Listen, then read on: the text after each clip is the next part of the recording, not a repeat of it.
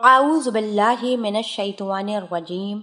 बिस्मिल्लाहिर रहमानिर रहीम। अस्सलामु अलैकुम वरहमतुल्लाहि वबरकातुहू। प्यारे भाइयों और बहनों, मैं उम्मीद करती हूँ कि आप सब खैर व आफियत से होंगे। मेरी दुआ है कि अल्लाह पाक आप सबको खैर व आफियत से रखें, आमीन।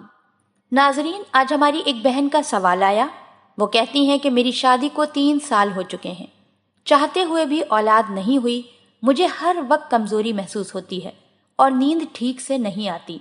मेरी दोस्तों का कहना है कि ऐसा हार्मोन की कमी की वजह से होता है। क्या ये मुमकिन है? हार्मोन की कमी की क्या अलामात होती हैं? चलते हैं इस बहन के सवाल के जवाब की जानिब। मेरी बहन, हार्मोन की कमी तो नहीं, लेकिन हार्मोन का तवाज़ुन ज़रूर बिगड़ सकता है। इस तवाज़ुन के बिगड़ने के कई अलामात हो सकती हैं, जैसे माहवारी के चक्कर का बेकायदा होना। आपने जो अलामत लिखी है उससे यही मालूम होता है कि किसी वजह से आपकी आम सेहत में कमज़ोरी आ गई है। आप अपना पूरा चेकअप करवाएं। हो सकता है कि आप में खून की कमी हो रही हो। ये सच है कि हार्मोन के तवाज़ुन बिगड़ने की वजह से हमल ठहरने में मुश्किल होती है।